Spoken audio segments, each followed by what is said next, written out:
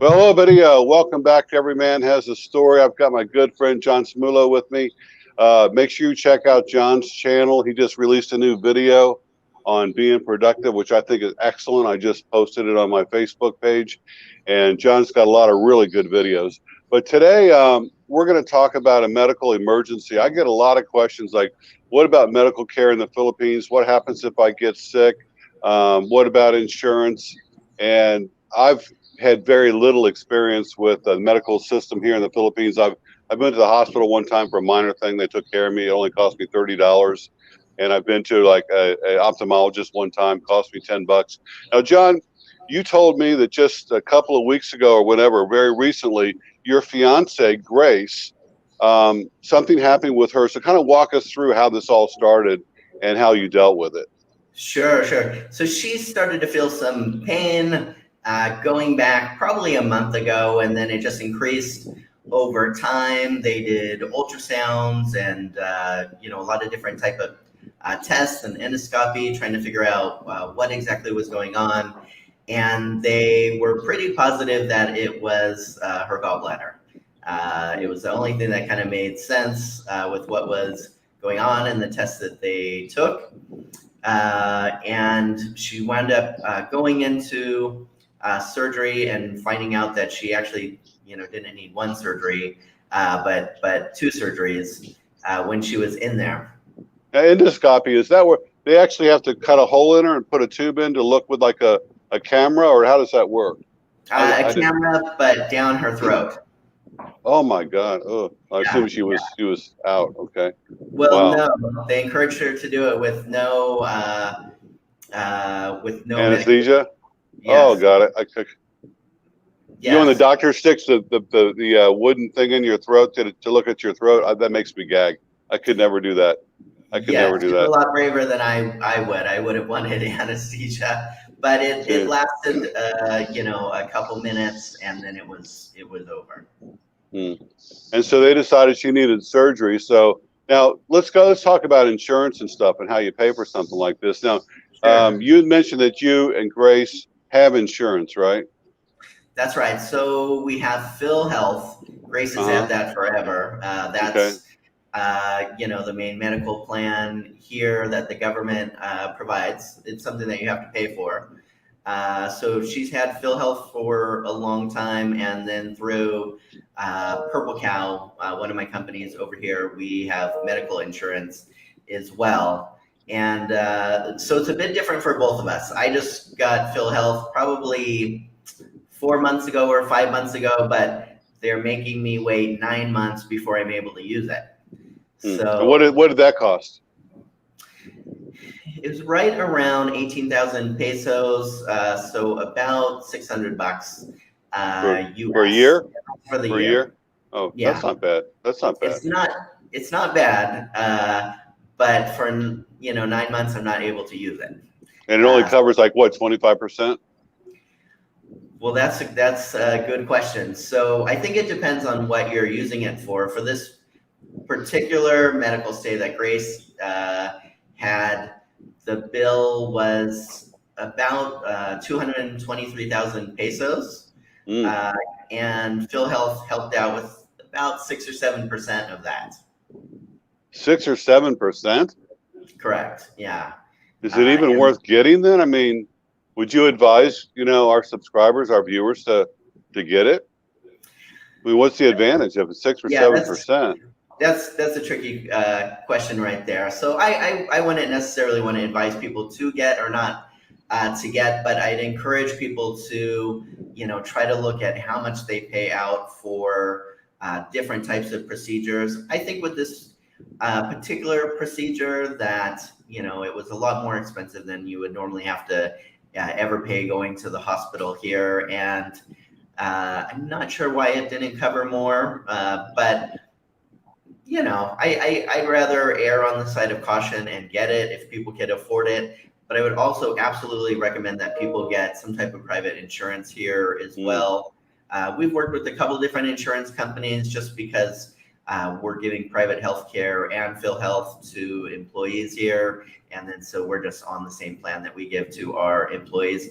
And the insurance that we're with currently pays out 100,000 pesos, or about 2,000 US dollars per illness. Well, that's pretty So good in the Philippines. That covers a lot. yes, yes. So we're still out of pocket between PhilHealth and insurance about 100,000 pesos. So that's the bad Mm, news. mm. Now, Even in both.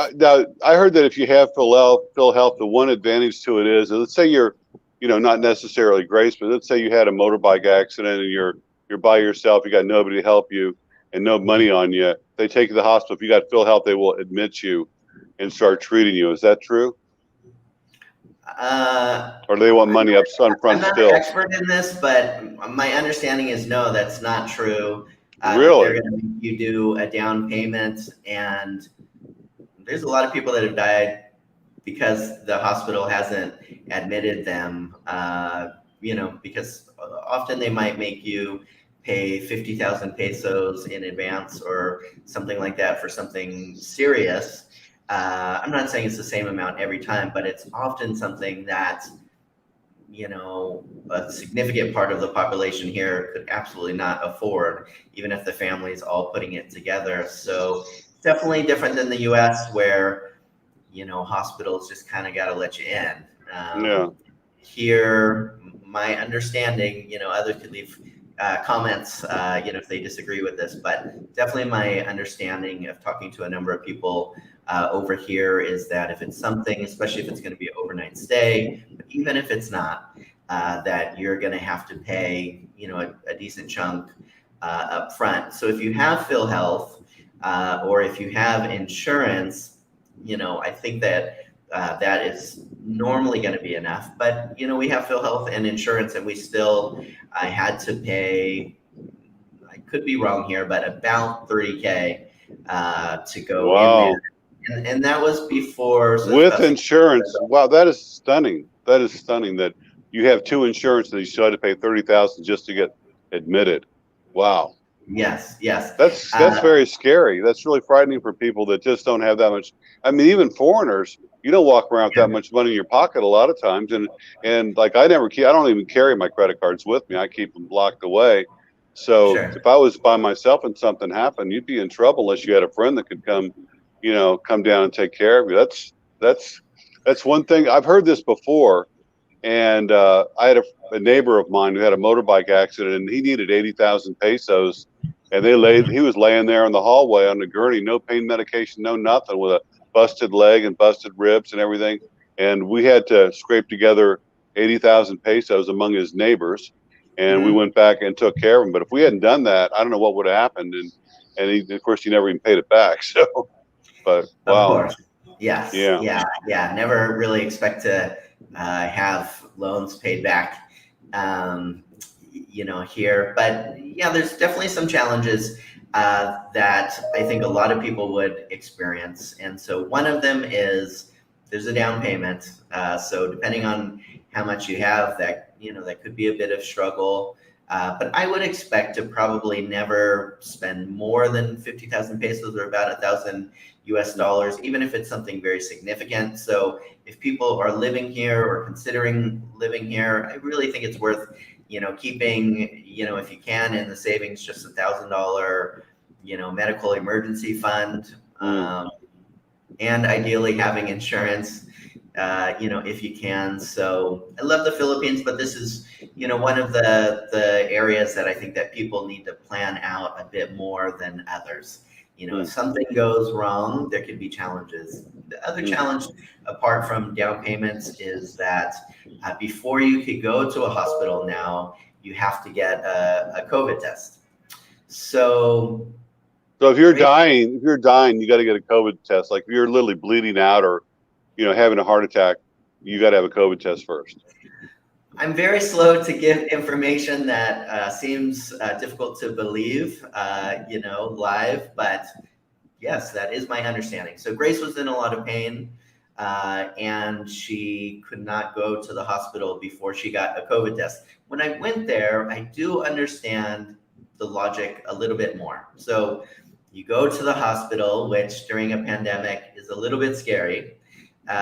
You're gonna, especially if you're like Grace, you're gonna have a surgery. Uh, you feel a little bit vulnerable. You don't know how many people are there that have COVID, and the state of things. But the hospital was very clean. The staff was very professional. She had an amazing surgeon, very good doctor. The staff was there around the clock, which maybe we could talk about. I kind of had mixed feelings about some of that. So in a lot of ways, it was just like being in the U.S. Now, what about, were there a lot of COVID cases there? Were you able to even find that out? Like, because I've heard some people said that the hospitals are full here, and other people say they're not, that's not true. Yeah, our understanding is that that's not true. But when you get there, it is a little bit comforting to know that where you are, other people don't have COVID. So I understand that the hospitals, my guess is that the logic is, we don't want to put people that have COVID and people that don't have COVID in the same area of the hospital. Otherwise, we're going to be making the problem worse. So having the test makes a lot of sense.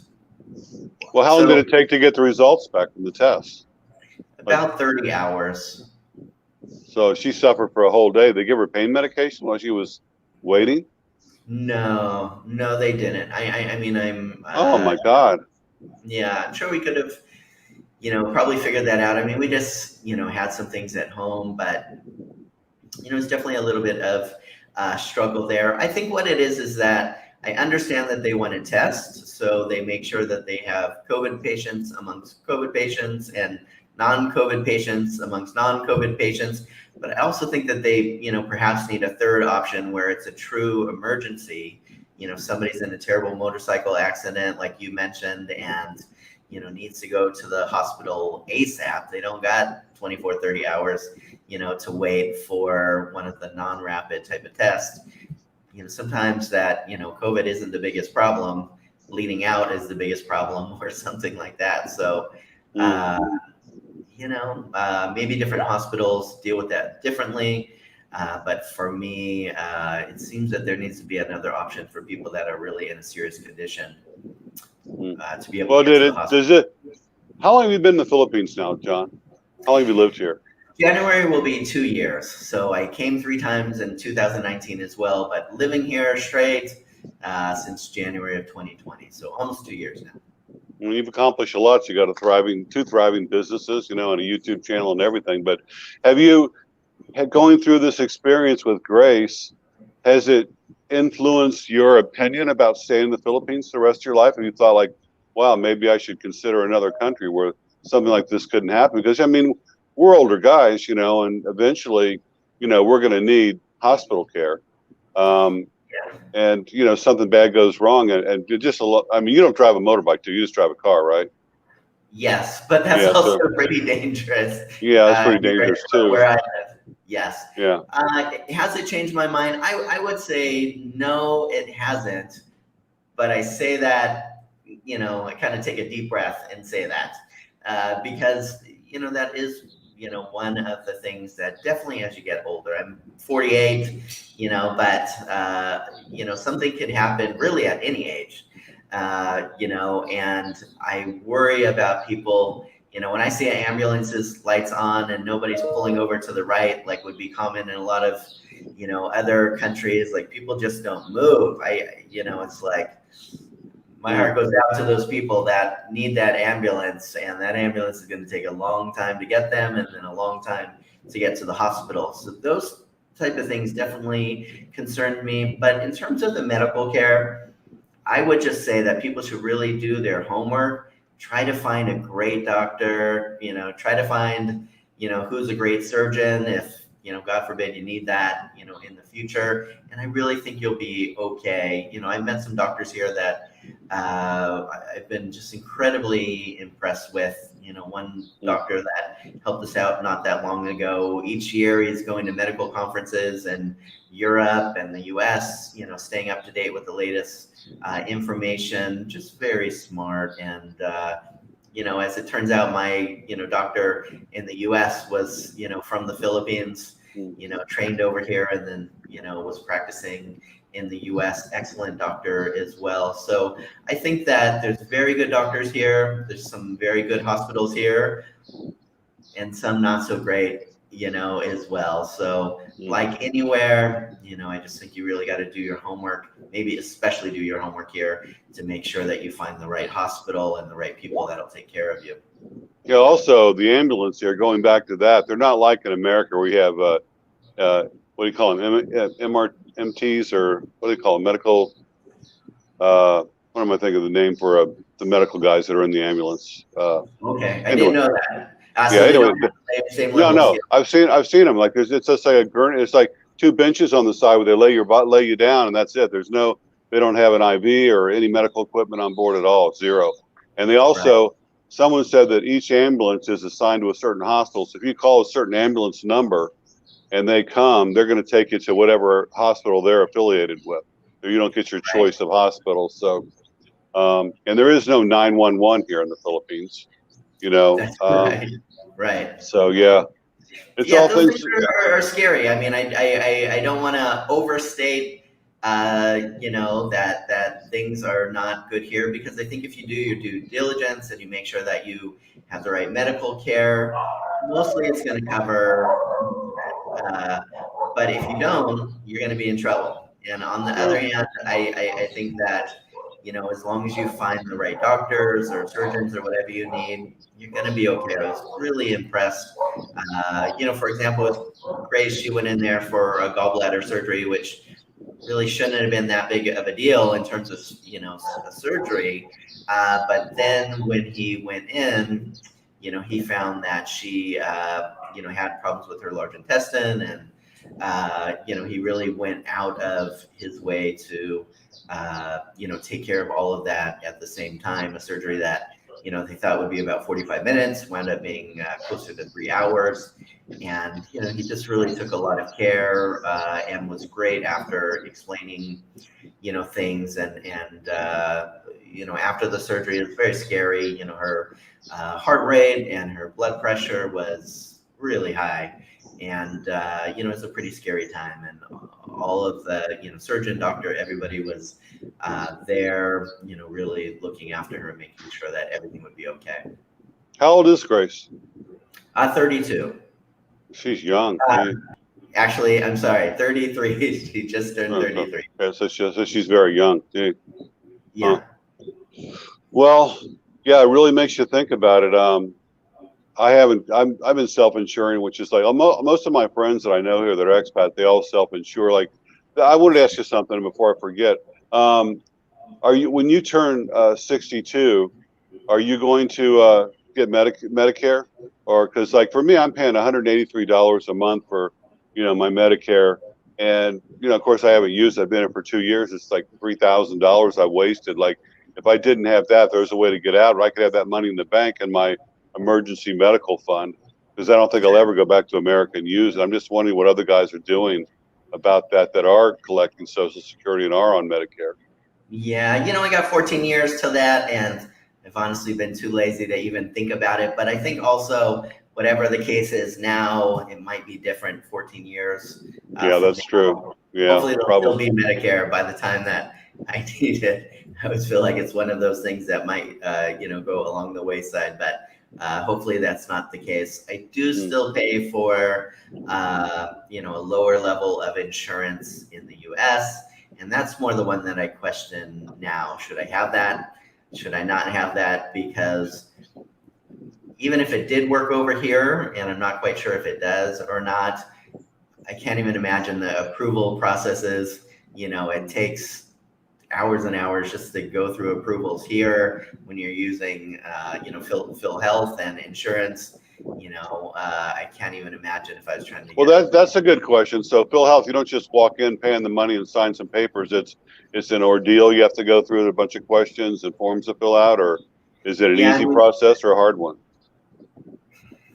For me, it's hard. So, but Grace has a patience that I hope one day I will have for going through all these things. But she was already calling, Phil Health and our insurance before we even went to the hospital, just to try to find out, some of those, type of questions.